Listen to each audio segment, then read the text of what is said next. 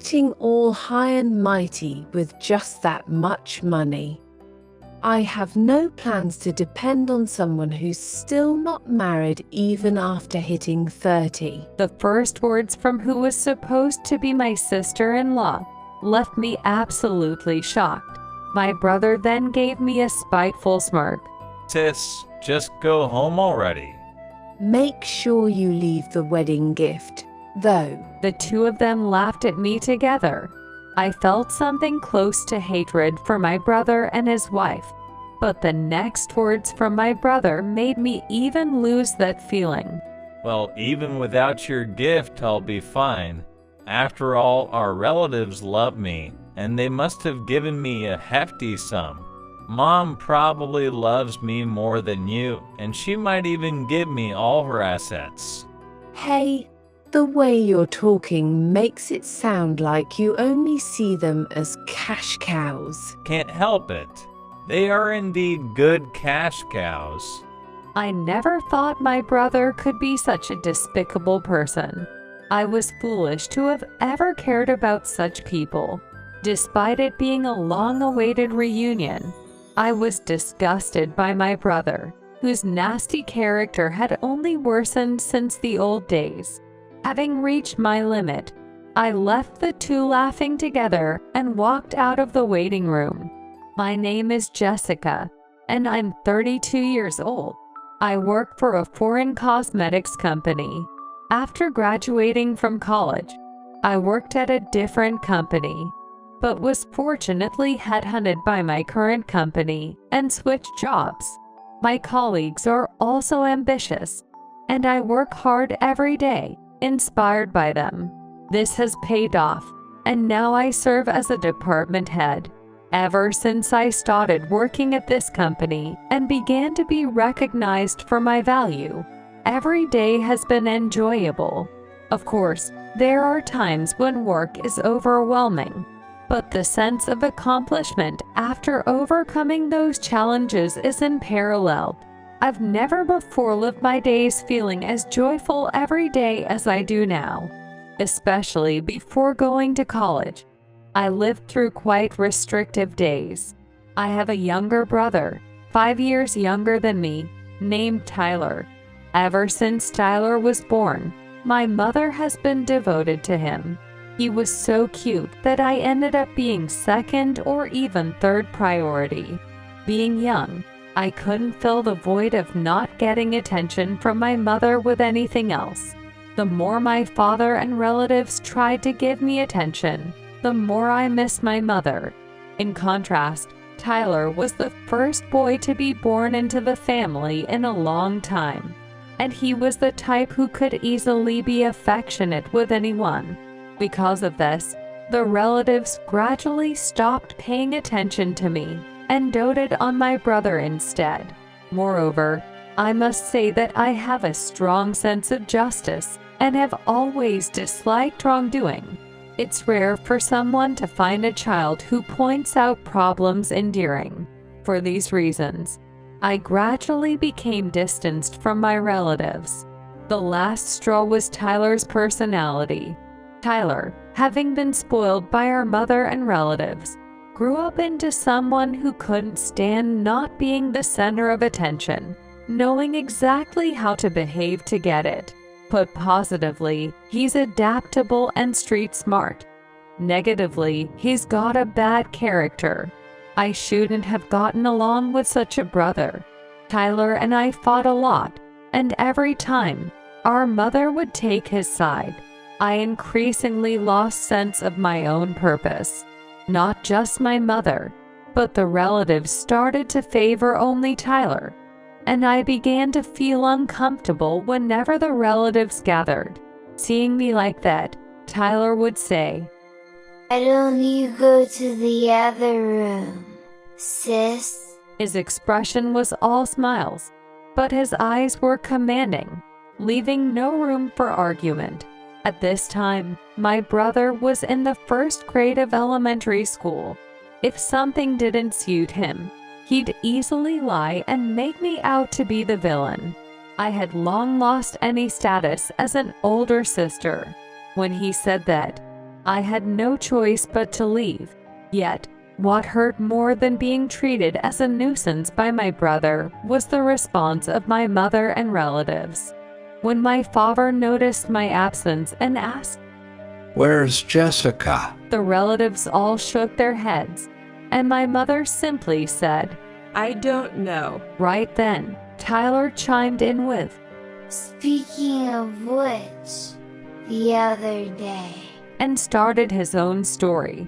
As if I never existed, my mother and the relatives started listening to my brother's story with keen interest. How sad that was for me. Whether I was there or not, nothing changed.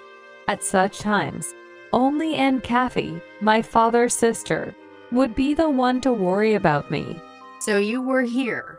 Won't you come back to everyone? Or maybe you don't want to."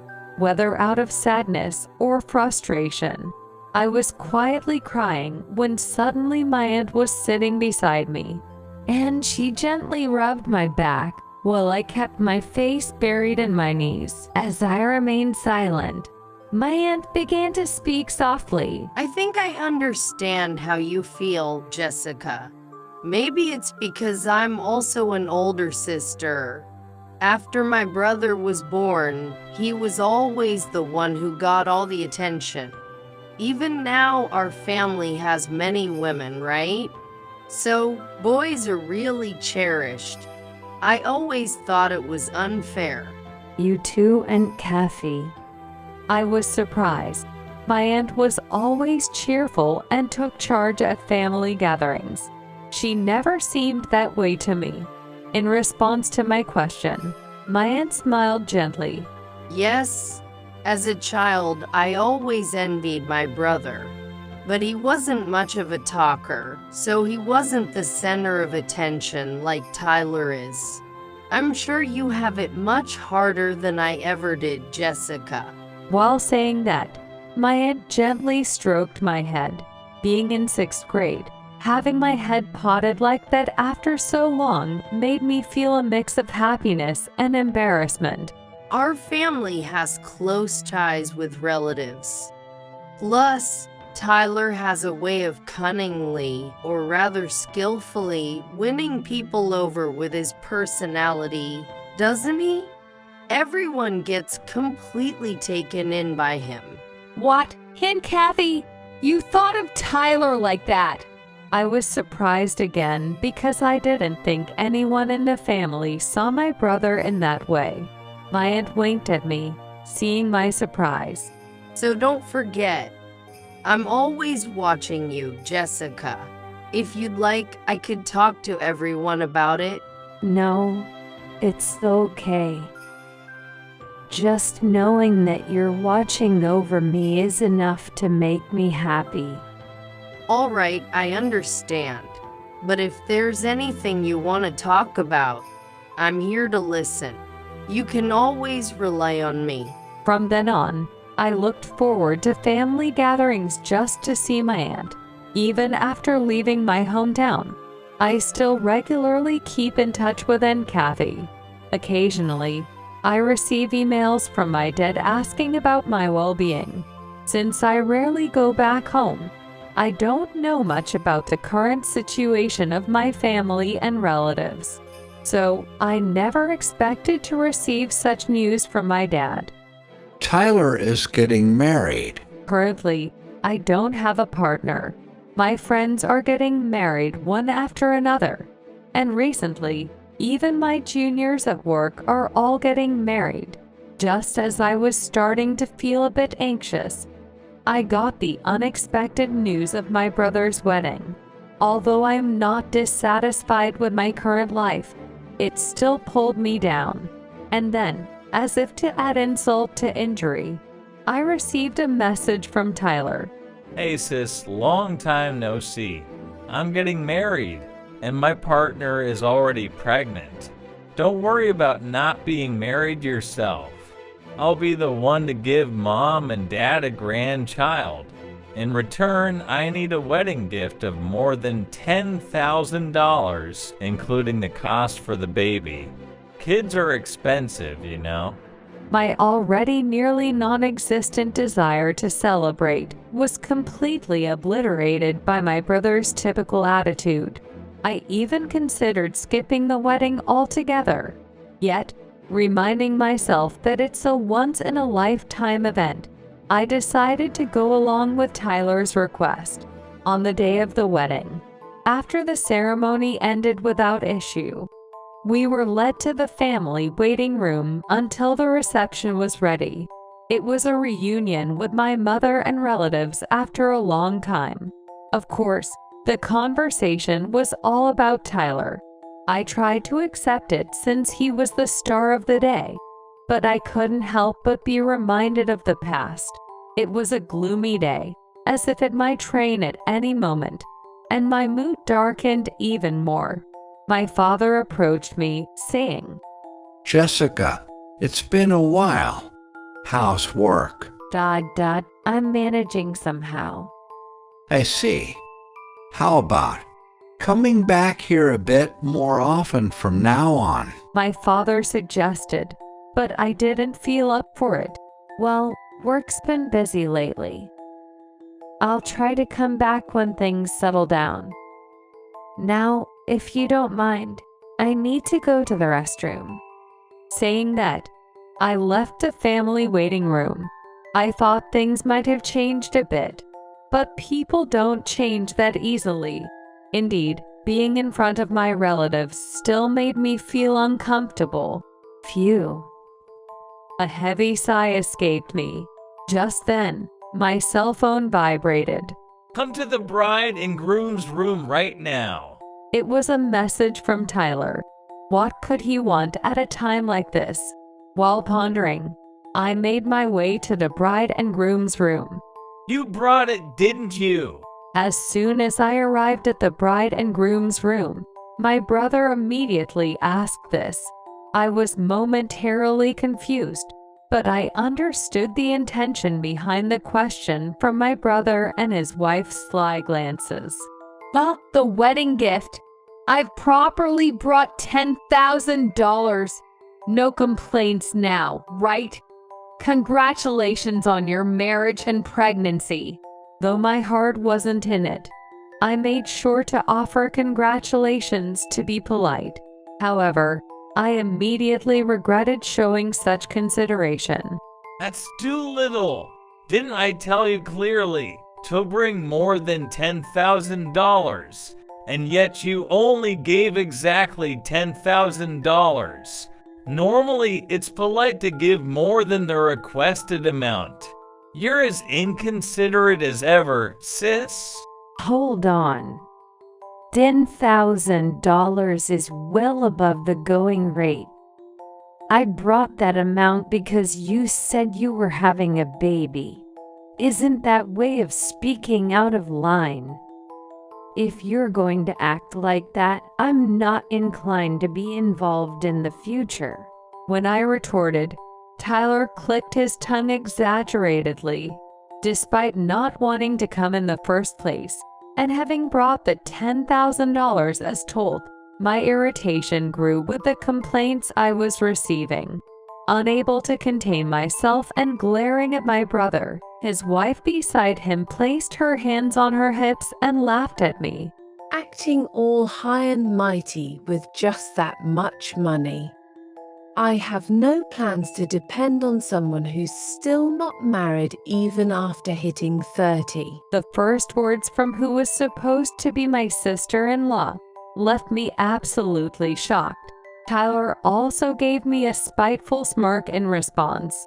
Yeah, I'll just take the gift money. Sis, you better leave here fast.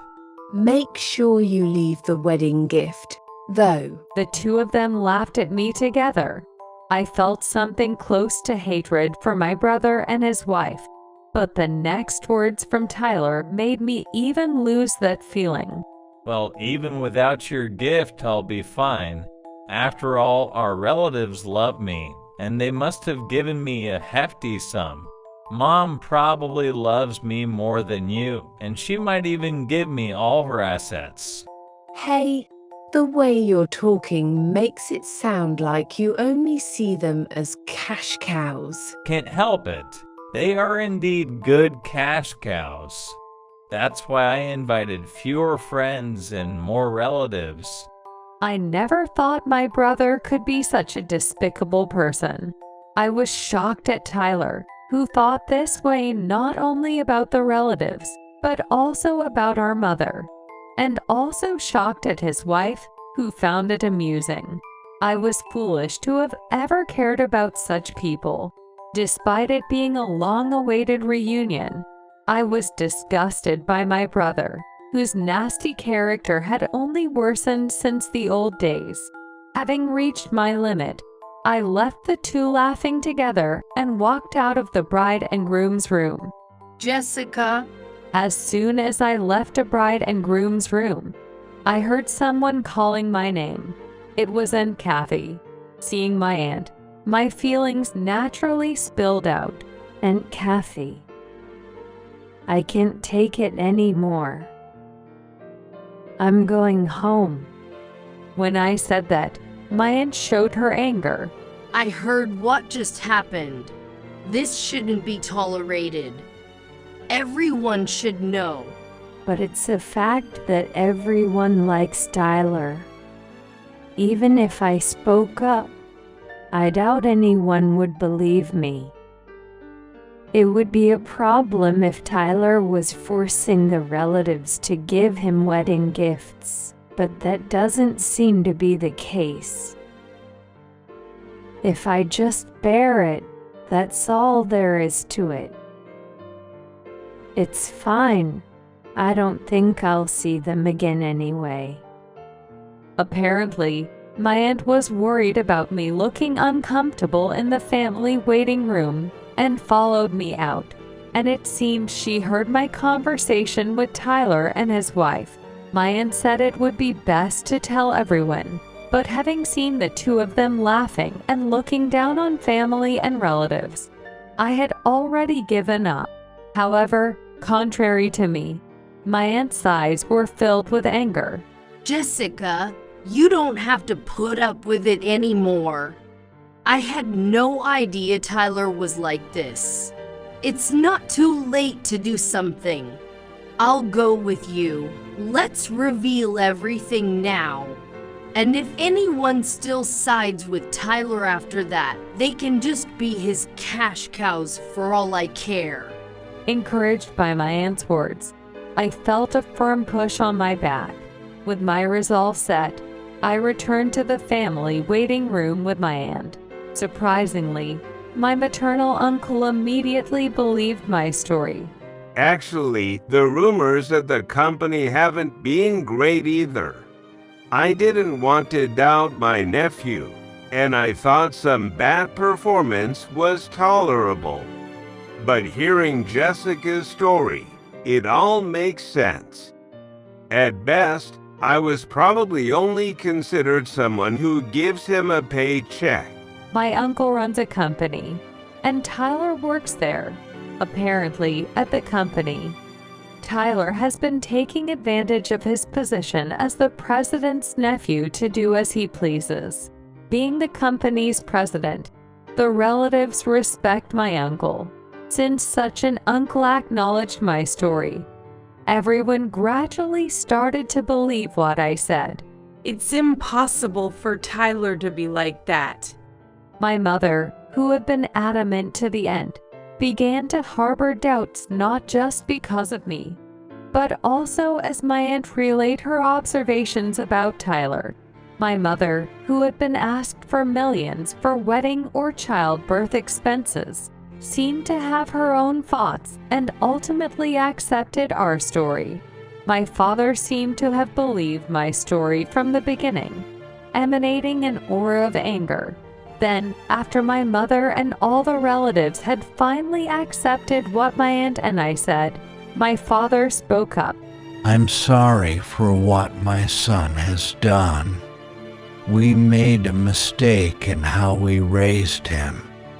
Let's all go home for today. Someone like him doesn't deserve to be celebrated. Following my father's words, my mother and all the relatives decided to skip the reception. My parents quickly left the family waiting room to explain the situation to the other attendees. While we were waiting at the shuttle bus area, people who were supposed to attend the ceremony started arriving as well. And at the end of the crowd, I could see my parents.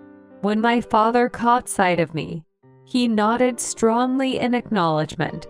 Surely, all the attendees must have decided to be absent. Thank you for believing in me. I intended to convey this to my father, but as I approached him, he was shouting into his phone. Who would celebrate someone who repays kindness with ingratitude like you? The person on the phone must have been Tyler. This was the first time I'd seen my father so openly angry. I heard from your sister. Tyler, you've been calling Mom and the relatives cash cows. After all the love you've received, what kind of person does that? I have no intention of celebrating you two anymore. We're leaving today. With that, my father hung up the phone. Then he apologized to me, saying, "I'm sorry for making you go through hard times." Right after we boarded the bus, I received a call from Tyler. Sis, you made Aunt Kathy spread nasty rumors about us. What have you done? There's not a single person left at the venue. I responded calmly to Tyler, who was panicking and raising his voice. And Kathy heard you to making fun of the relatives. She joined in telling the story, so everyone believed us. Can you stop saying that she was spreading rumors? I just told the truth. It's the same thing. What are you going to do about this? I don't know. We're already on the bus. Don't say that. Is everyone together on the bus? If so, convince them to come back, please. Tyler, initially confident, now sounded on the verge of tears, perhaps realizing the gravity of the situation. However, I didn't feel an ounce of forgiveness. You want us to come back just because you want the wedding gift, don't you? That's not what I meant. Either way, I have no intention of coming back. Goodbye. I'll take this as an opportunity to cut ties with you. Wait, sis! Despite Tyler's pleading voice from the phone, I hung up without a second thought. Afterward, the phones of everyone on the bus started ringing one after another. Surely, the calls were from Tyler or his wife.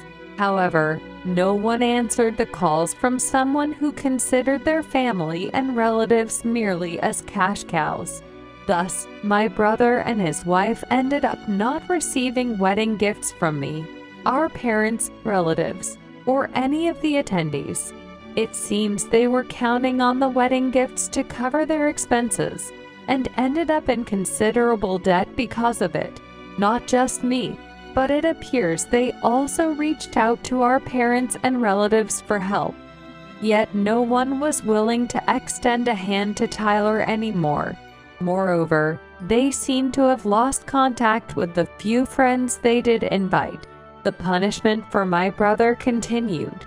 My uncle fired Tyler. Presumably, my uncle could no longer justify protecting Tyler, whose performance was already poor and reputation not good. My brother's wife, despite being pregnant and in debt, reportedly had no intention of working, citing her pregnancy. Ultimately, with no money and constant quarrels, it seems they decided to divorce before the child was even born. After giving birth, my brother's wife started to work at a nightclub to earn money, but her poor personality hindered her success, and she struggled just to repay her debts. My brother seems to have fallen into a debt trap, struggling to repay loans with more loans and unable to find re-employment. He apparently returned to our parents several times seeking help, but was rejected not only by our father, but also by our mother. On the other hand, since Tyler's wedding, I've gradually increased my visits home. I've started attending family gatherings and slowly began to feel less uncomfortable. Perhaps because of this, I feel like I've gained some confidence and a broader perspective. I've become more adaptable to workplace accidents and demands, earning a reputation among colleagues, subordinates, and superiors for having a gentler demeanor. And just the other day, a salesman from a company we've been dealing with invited me out for a meal. I feel a bit of excitement at the hint of spring finally arriving.